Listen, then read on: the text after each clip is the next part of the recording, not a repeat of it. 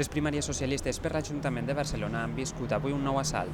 L'alcalde Jordi Hereu ha mogut fitxa i en una carta als militants del seu partit ha assegurat que la seva candidatura és l'única que garanteix l'unitat.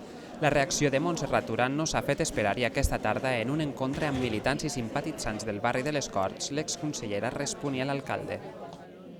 Vull entendre que ha estat una mala traça a l'hora de redactar-la, perquè tots dos ens hem compromès el 19 que guanyi qui guanyi ens posarem a treballar per la candidatura socialista.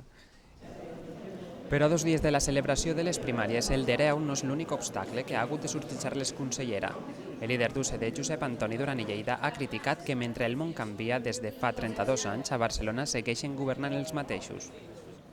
A mi, les persones que fa molts anys que tenen responsabilitats i que es queixen de que els altres facin molts anys que tenen responsabilitats no em mereixen cap mena de credibilitat. I el senyor Duran i Lleida acostuma a fer això, acostuma a criticar dels altres allò que fa ell.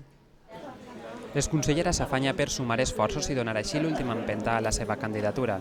I és que el dissabte és un dia clau per als socialistes barcelonins, que veuen com després d'anys i anys al front del govern municipal la derrota de les autonòmiques podria tornar a repetir-se. A 2 dies de les primàries del PSC, amb 2 candidats socialistes, Montserrat Duran i Jordi Hereu, cremen els últims cartutxos de la seva campanya.